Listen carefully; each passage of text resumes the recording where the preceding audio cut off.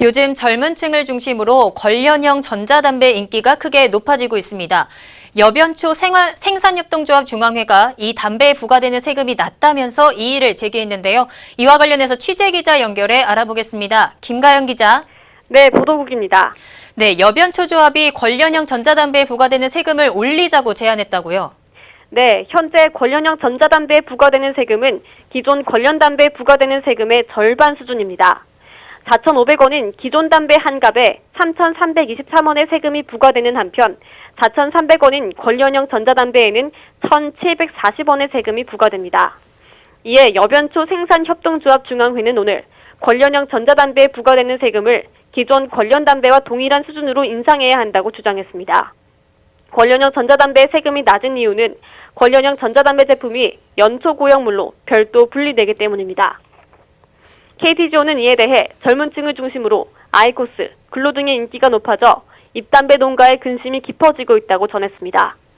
KTGO 관계자는 또 전자담배에 들어가는 관련은 모두 외국산이라며 이는 국내산 입담배의 수요 감소로 이어진다고 주장했습니다.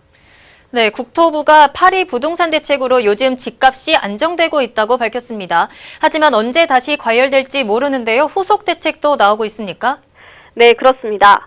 국토부가 오늘 파리 대책으로 주택시장이 빠르게 진정되고 있다면서도 만약 과열이 다시 발생하면 투기과열지구를 추가로 지정하는 조치를 취하겠다고 밝혔습니다.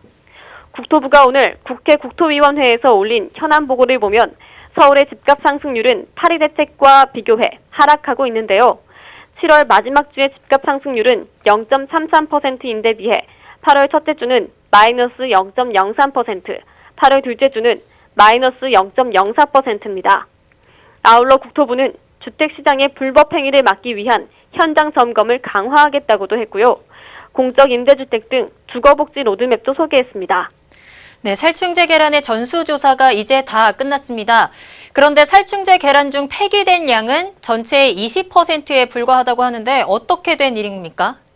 네, 정부가 산란계 전수조사를 마무리하면서 부적합한 농장은 총 52개 농장이라고 밝혔는데요. 이 농장에서 나온 계란 중 상당수의 행방이 제대로 알려지지 않았습니다. 식약처와 농림부는 오늘 부적합 판정을 받은 농가의 계란은 약 4천만 개로 잡았는데 이는 국내 계란의 유통기한인 45일 동안 해당 농장에서 생산된 수치입니다. 그런데 회수 대상 중에 정부에서 직접 수거하고 폐기한 양은 450만 개에 불과합니다. 아직 집계되지 않은 것까지 합쳐도 전체의 20%도 못 미칠 것으로 보입니다. 농식품부가 부적합 농장을 발표하자마자 계란 수집 판매업자들이 자발적으로 농장으로 반품한 양이 있고 지방자치단체가 수집 판매업자로부터 압류한 양도 있기 때문입니다. 그런데 이런 방식으로 회수된 것은 지금 현재 정확한 집계가 되고 있지 않습니다. 식약처는 이에 대해 유통단계 조사가 마무리되는 대로 결과를 공개할 거라고 밝혔습니다.